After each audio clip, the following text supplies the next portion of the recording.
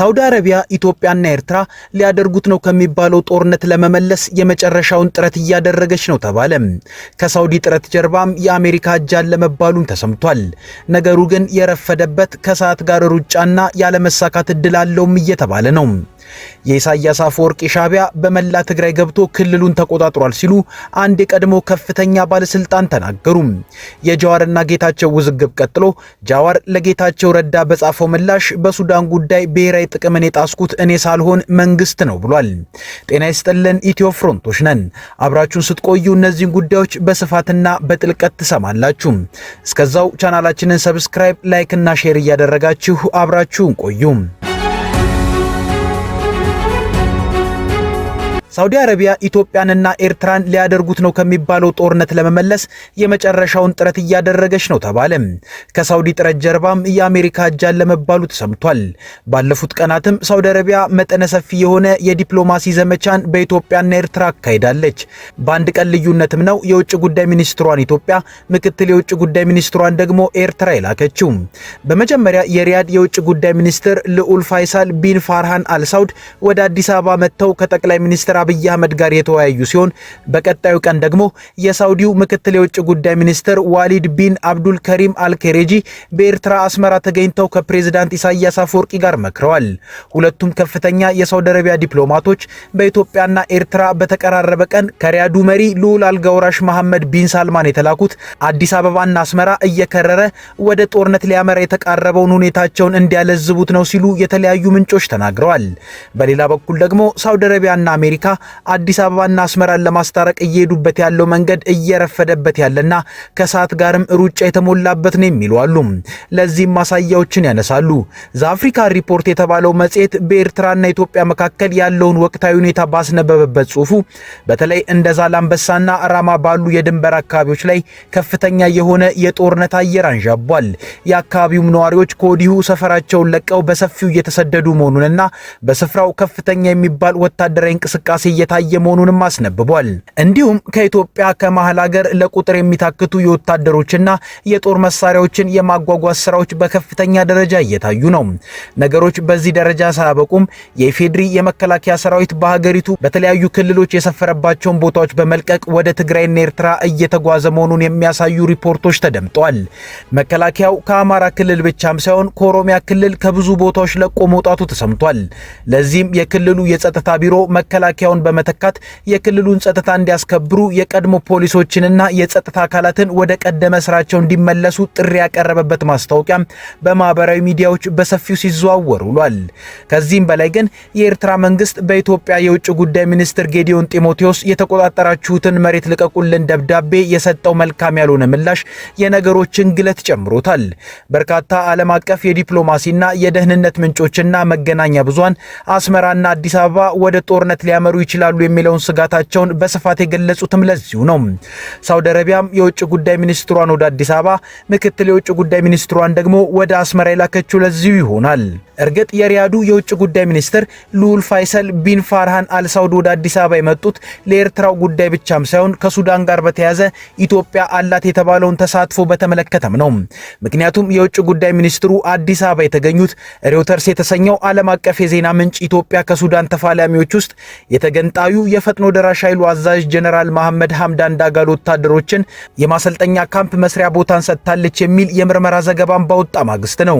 ዘገባው ደግሞ በኢትዮጵያ በቤኒሻንጉል ጉሙዝ ክልል ለዳጋሎ ኃይሎች ካምፕ መስሪያ ቦታን ኢትዮጵያ ትስጥ እንጂ ካምፑ የተሰራው ግን በተባበሩት አረብ ኤሚሬቶች ገንዘብ መሆኑንም ያሳያል።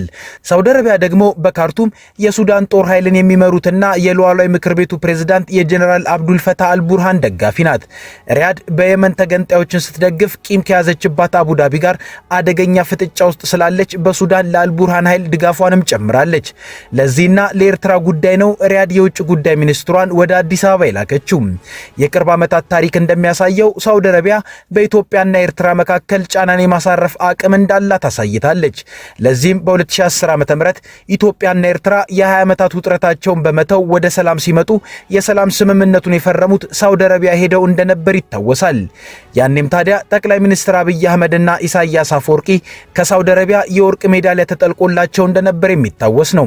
ብዙዎች የሪያዱ የአዲስ አበባና አስመራ ስምምነት ግልጽነት ይጎድለዋል ቢሉም ኢትዮጵያና ኤርትራ ፍቅራቸው እስኪያልቅ ድረስ በሰላም የቆዩት ሪያድ በፈረሙት ስምምነት ነው። ሳውዲ አረቢያ አሁንም የዛን ዘመን ተጽዕኖዋን ለመጠቀም ይመስላል ከአዲስ አበባ አስመራ መዳከርን ያበዛቸው። የሴራ ተንታኞች ግን የአሁኑ የሳውዲ አረቢያ የአገላጋይነት ሚና እንደ 2010 ዓ.ም ቀላል አይሆንም ይላሉ። የሚሆነበት ምክንያት አሁን ላይ የተባበሩት አረብ ኤሚሬቶችና ሳውዲ አረቢያ ከባድ ጸብ ውስጥ ያሉ በመሆናቸው ኢትዮጵያ ደግሞ እንደሚባለው በጣም ወደ አቡዳቢ የተሳበች በመሆኑና ኤርትራ ደግሞ ወደ ሳውዲ አረቢያ የተሳበች በመሆኑ ነው። የተክለ ሰውነት እንቅስቃሴን እያዩ ፖለቲካን የሚተነትኑ የሴራ ተንታኞች እንዳሉትም ጠቅላይ ሚኒስትር አብይና የሳውዲው የውጭ ጉዳይ ሚኒስትር ሲወያዩ የታየው የእግርና የእጅ እንቅስቃሴያቸውና የአይን አጣጣላቸው እንዳልተስማሙ የሚያሳዩ ነው ባይ ናቸው። በተለይ ኢትዮጵያ በሱዳን ጉዳይ ከተባበሩት አረብ ኤሚሬቶች ጋር ትብብሯን የምትቀጥል ከሆነ የኢትዮጵያና የኤርትራ ጦርነት አይቀሬ ነው። ሳውዲም አሸማጋይነቷ ቀርቶ ወደ ኤርትራ ማድላቷ አይቀርም የሚሉ ተንታኞች አሉ። እነዚህ ተንታኞች የሚሉት አሁን ላይ ኢትዮጵያ ከኤርትራ ጋር እስከ ውጊያ የሚያደርሳት ውጥረት የመጣው ቀይ ባህርን ስለምትፈልግ ብቻም ሳይሆን ለአጋሯ አቡዳቢም ስትል ነው። አቡዳቢ ሱዳን ላይ በምታደርገው እንቅስቃሴ ከኤርትራም ከግብፅም ከሳውዲ አረቢያም ጋር እየተዋጋች በመሆኑ ኤርትራም በራሷ ጉዳይ እንድትያዝ ስለምትፈልግ የአዲስ አበባና አስመራ መግጠም ሱዳን ውስጥ ያለባትን ጫና ያቃልልላታል የሚሉ አሉ። ይህም የመሆን እድሉ ደግሞ ከፍተኛ ነው። የጠቅላይ ሚኒስትር አብይ የምስራቅ አፍሪካ ጉዳዮች አማካሪ ሚኒስትር ጌታቸው ረዳ ጀዋር መሐመድን እተቻለሁ ብሎ በጻፈው ጽሑፍ ላይ ኢትዮጵያ በሱዳን የያዘችውን አቋም እንደ ብሔራዊ ጥቅም ነው የምታየው የሚል ትርጉምን የሚሰጥ ሐሳብን አስፍሯል። ይህም ከተባበሩት አረብ ኤሚሬቶች ጋር ያለውን ትብብርም የሚያካትት ነው። ስለዚህ ይህ ትብብር ኤርትራም ድረስ ይሄዳል። የሱዳንና የኤርትራ ጉዳይ ስለተያያዘ እነዚህ ጉዳዮች የሳውዲውን ጦርነት የማስቆም ጥረትን ሊያዳክሙት ይችላሉ። እንደሚባለውም አሜሪካ በሪያድ በኩል ነው የአዲስ አበባንና አስመራን ጉዳይ የያዘችው። ምናልባትም ዋሽንግተንና ሪያድ የሁለቱ ውጥረት ወደ ጦርነት እንዳይሄድ ማዕቀብን ሊጥሉ ይችላሉ። በቀጣይ ቀናት ደግሞ የቱርኩ ፕሬዝዳንት ረሲብ ጣይብ ኤርዶሃን ወደ አዲስ አበባ መምጣታቸው የወቅቱ የኢትዮጵያና ኤርትራ ሁኔታ ላይ የሚለው ነገር ይኖራል። ሻዕቢያ በመላ ትግራይ ገብቶ እየተንቀሳቀሰ መሆኑን የቀድሞ የፌዴሬሽን ምክር ቤት አፈ ጉባኤና የህወሓት ከፍተኛ ባለስልጣን ኬሪያ ኢብራሂም ተናገሩ። የሻዕቢያ ወደ ክልሉ ገብቶ እንደ ልቡ መፈንጨትና ክልሉ ከፌዴራል መንግስት ጋር ጦርነት ውስጥ ለመግባት እያደረገ ያለው ዝግጅት አሳስቦኛል ያሉት ኬሪያ የፌዴራል መንግስት በክልሉ የአስቸኳይ ጊዜ አዋጅ እንዲያውጅም ጥሪ አቅርበዋል። ወጋህታ ከተባለ ሚዲያ ጋር ቃለ መጠይቅ ያደረጉት ኬሪያ ኢብራሂም ትግራይ ሻዕቢያ የሚራኮትባት ሆናለች፣ የኤርትራ መንግስት ጓዙን ጠቅልሎና የኢትዮጵያን ድንበር ጥሶ በመላ ትግራይ ገብቷል ብለዋል። በፌዴራል መንግስትና በክልሉ መካከል ያለው ቅራኔ ለኢሳያስ አፈወርቂ ምቹ ሁኔታን እንደፈጠረለት የገለጹት ኬሪያ በክልሉና በፌዴራል መንግስት መካከል የሚፈጠር ሰላም ውጫዊ ጣልቃ ገብነቶችን ለመከላከል ቀዳሚው መፍትሄ መሆኑን ጠቁመው ይህ አለመሆኑ ግን ሻዕቢያ ትግራይ ገብቶ እንዳሻው ፍላጎቱን የሚያራምድበት እድልን እንደፈጠረ ገልጸዋል። የአስቸኳይ ጊዜ አዋጅንም እንደ ሁለተኛ አማራጭ አስቀምጠዋል። የኢትዮጵያ መንግስትንና ሻዕቢያን ወደ ቅራኔ ከተተው የፕሪቶሪያው ስምምነት ለህወሓትና ሻዕቢያ ደግሞ የአዲስ ስትራቴጂያዊ ጥምረት ምክንያት ሆኗል። ምንም እንኳን የዚህ ጥምረት መፈጠር የህወሓትን ከፍተኛ አመራሮችን ለሁለት የከፈለ ቢሆንም ጽምዶ የሚል ጥምረትን የፈጠሩት ሻዕቢያና ህወሓት ይህ ጥምረታቸው በፌዴራል መንግስት በኩል ከፍተኛ ቁጣንና ስጋትን የፈጠረ ነው። ጠቅላይ ሚኒስትር አብይ አህመድ በቅርቡ በፓርላማ ቀርበው በነበረበት ወቅት ህወሓትና የትግራይ ህዝብ ካልጠፋ ብሎ ከኛ ጋር ቅሬታ ውስጥ ከገባ አካል ጋር እንዴት ይጣመራል በሚል የጽምዶን ስም ሳይጠቅሱ ስለ ጽምዶ ተናግረው ነበር። ይህም በፌዴራል መንግስትና ትግራይ መካከል ያለውን ቅራኔ ያስፍቶታል፣ ውጥረቱንም አባብሶታል። ይህም አሁን ላይ ወደ ጦርነት አፋፍ እየደረሰ ነው። የፌዴራል መንግስትም ጦሩን ወደ ትግራይ ድንበር አካባቢ ማስጠጋቱ ሲነገር የሰነበተ ሲሆን የህወሓቱ ሊቀመንበር ደብረጽዮን ገብረ ሚካኤል የህወሓትን 51ኛ ዓመት ምስረታና የክልሉን ወቅታዊ ሁኔታን አስመልክቶ በሰጡት መግለጫ የፌዴራል መንግስት ጦሩን ወደ ትግራይ አስጠግቷል፣ ሊወጋን ተዘጋጅቷል ሲሉ መክሰሳቸው ይታወሳል። ሁለቱ ወገኖች የገቡበትን ውጥረት ተከትሎ ጉዳዩ የዓለም አቀፍ ተቋማትን ትኩረት ስቧል። ጉዳዩ ያሳሰበው የአፍሪካ ህብረት ሁለቱ ወገኖች በፕሪቶሪያው ስምምነት መሰረት ቅራኔያቸውን እንዲፈቱ ከማሳሰቡ ባለፈ የላሸማግላችሁ ጥያቄን ለፌዴራል መንግስት አቅርቦ ውድቅ እንደተደረገበት ተሰምቷል።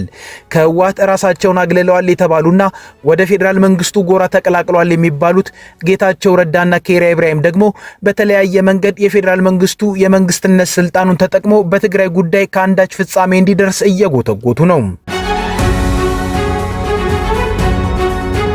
የፖለቲከኛው ጀዋር መሐመድና የጠቅላይ ሚኒስትር አብይ አህመድ የምስራቅ አፍሪካ ጉዳዮች አማካሪ ሚኒስትር ጌታቸው ረዳ ውዝግብ ዛሬም ቀጥሏል። ጌታቸው ረዳ ቀደም ብሎ ጀዋር መሐመድ ጠቅላይ ሚኒስትር አብይ አህመድን የሱዳንን ጉዳይ በተመለከተ የሚያራምዱትን አካሄድ መተቸትህ ብሔራዊ ጥቅምንና ግላዊ ጥላቻን መለየት አለመቻልህን ያሳያል ብሎ ራሱን ለከፍተኛ የመንግስት ስልጣን የሚያጭ ሰው በሀገሩ ላይ ይህን አይነት አቋም መያዝ የለበትም፣ ጀዋርንም ጠቅላይ ሚኒስትሩ ላይ ያለህን ጥላቻና ብሔራዊ ጥቅምን ለይቶ የማቅረብ የብቃት እጥረት አለብህ ሲል ተችቶታል። ጃዋርንም ጠቅላይ ሚኒስትሩ ላይ ያለህን ጥላቻና ብሔራዊ ጥቅምን ለይቶ የማቅረብ የብቃት እጥረት አለብህ ብሎታል። ጌታቸው ረዳ ጃዋር ላይ ይህን የመረረ ትችት የሰነዘረው ጃዋር ጠቅላይ ሚኒስትር አብይ አህመድ በሱዳን የጀነራል ሐምዳን ዳጋሎን ቡድን የሚደግፉት ለኢትዮጵያ ሳይሆን ለተባበሩት አረብ ኤሚሬቶች ጥቅም በማደር ነው ብሎ በተደጋጋሚ ትችትን በማስደመጡ ነው። ከጌታቸው ረዳ የትችት ጽሑፍ በኋላ ጃዋር ቀልድ የተቀላቀለበት ምላሽን ከሰጠ በኋላ ከሰዓታት በፊት ደግሞ ዘለግ ያለ ምላሽን ለጌታቸው ረዳ በይፋዊ የማህበራዊ ገጹ ላይ አስቀምጧል።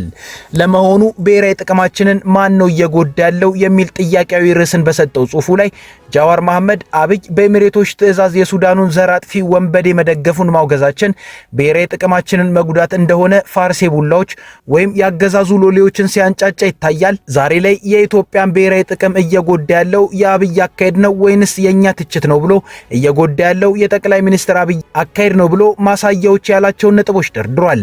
አንደኛ፣ ጠቅላይ ሚኒስትሩ ከኤሚሬትስ ጋር በመሆኑ ሉዓላዊነታችንን ከኛ ጋር ተመጋጋቢና ቅድሚያ የሚሰጠው ጥቅም ለሌላት ባዕድ ሀገር አሳልፎ ከመስጠት ባለፈ ጎረቤቶቻችንና ሌሎች ፈርጣማ ሀገራትን ጠላት አድርጎብናል። እነዚህ ኃይሎች ከኤሚሬትስ ጋር ካላቸው ሽኩቻ የተነሳ ጉዳይ ፈጻሚዋ የሆነችውን ኢትዮጵያን ለማዳከም የውስጥ ግጭቶቻችንን በማባባስ የሀገረ መንግስቱን መፍረስ ሊያስከትል የሚችል አደጋ ሊያደርሱብን ይችላሉ ብሏል ጃዋር በመጀመሪያ ነጥቡ። በሁለተኝነት ደግሞ አብይ በሱዳን ጦርነት እጁን አስገብቶ የቅርብም ሆነ የሩቅ ጠላት ማብዛቱ የኢትዮጵያ ብሔራዊ ጥቅም ዋና ተጻራሪ ተብላ ለምትታወቀው ግብጽ የወታደራዊ ዲፕሎማሲያዊና ኢኮኖሚያዊ ደቦን በእጥፍ ያበዛ ነው። ይህ ማለት ደግሞ ግብጽ ብሔራዊ ጥቅማችንን የመገዳደር አቅሟን በእጥፍ ድርብ አሳድጎላታልም ሲል ጠቅሷል። እንዲሁም ኢትዮጵያ ዛሬ አለኝ ብላ ከምትኮራባቸው ስትራቴጂያዊ እሴቶች ውስጥ የህዳሴ ግድብ ዋነኛው ነው። የግድቡን ደህንነት ለማረጋገጥ አካባቢውን ከምንም አይነት ግጭት ነፃ ማድረግ ወሳኝ ሆኖ ሳለ በተቃራኒው አብይ ለሱዳኑ ወንበዴ ጦር ማሰልጠኛ የከፈተው ካምፕ ከግድቡ በቅርብ ርቀት ላይ ነው። ማሰልጠኛ ካምፕ መፍቀዱ ብቻም ሳይሆን ከዚያው ተነስተው በድንበራችን በኩል አዲስ የጦር ግንባር እንዲከፍቱም ፈቅዷል። ይህ ማለት የህዳሴ ግድብ አካባቢ ከፍተኛ የጦርነት ቀጠና ይሆናል። ይህ ሲሆን ጦርነቱ በግድቡ ላይ ሊያደርስ ከሚችለው አካላዊ ጉዳት ባለፈ ግብጽ ደጋግማ ስታነሳ የነበረውን ኢትዮጵያ የግድቡን ደህንነት ማረጋገጥ አትችልም የሚለውን መከራከሪያ እውን በማድረግ ግድቡን በጋራ ለማስተዳደር ያቀረበችውን ጥያቄ ያጠናክረዋል ያለው ጃዋር በመጨረሻም በዘር ማጥፋት ወንጀልና በሀገር ንብረት ዘረፋ ዓለም እያወገዘ ያለውን የአርኤስኤፍ ወንበዴን ኢትዮጵያ ስትደግፍ እጅ ከፍንጅ መያዟ ላለፉት ዓመታት የተጠናወታትን ዲፕሎማሲያዊ መገለል በማባባስ ብሔራዊ ጥቅማችንን ለማስጠበቅ ያለንን ተሰሚነት ክፉኛ ይጎዳዋል ሲል ጠቅላይ ሚኒስትር አብይ አህመድ በሱዳን እየተከተሉት ያለው አካሄድ ለኢትዮጵያ ጉዳት ያመጣል ያለበትን ምክንያት ዘርዝሯል። የጃዋርና የጌታቸው ረዳ ምልልስ በማህበራዊ ሚዲያው ከፍተኛ መነጋገሪያም ሆኖ ቀጥሏል። ጃዋር ለጻፈው ለነዚህ ዝርዝር ጉዳዮች ጌታቸው ረዳ ይህን መሰናዶ እስካቀረብንበት ጊዜ ድረስ የሰጠው ምላሽ የለም። ከኢትዮ ፍሮንት የዛሬ ጉዳዮቻችን እነዚህ ነበሩ። አብራችሁን ስለቆያችሁ እናመሰግናለን። ቻናላችንን ሰብስክራይብ አድርጉልን። መልካም ጊዜ